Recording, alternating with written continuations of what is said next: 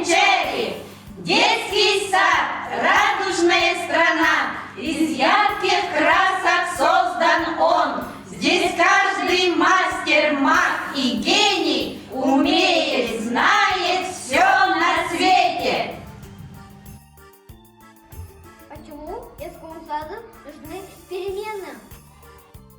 Круг – это колесо, которое символизирует движение вперед к переменам. Занятие физической культурой и спортом – важнейшая предпосылка правильного формирования характера, развития инициативы, сильной воли, природных способностей. Республиканские проекты «Шахматы детям», «Музыка для всех», «Рисуем все» ориентированы на воспитание в детях национального самосознания, сохранение культуры и традиций.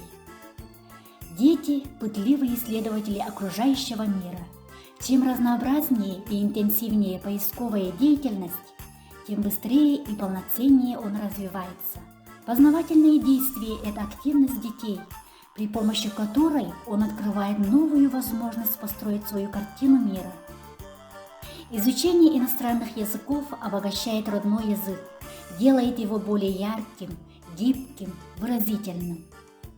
Музыка зарождает доброе, прекрасное, наполняет внутренний мир ребенка. Художественное творчество позволяет отразить детские впечатления об окружающем, выразить свое отношение к ним.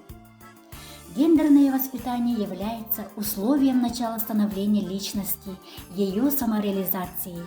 С этой целью ведутся кружки для девочек «Маленькая хозяюшка», для мальчиков «Умелые ручки». Через 15-20 лет наши воспитанники в настоящем техногенном обществе будут конкурентоспособными.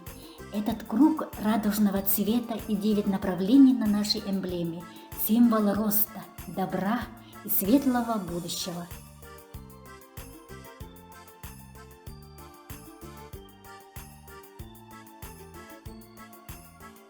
То, что сегодня ребенок делает с помощью взрослого, завтра он будет делать Самостоятельно!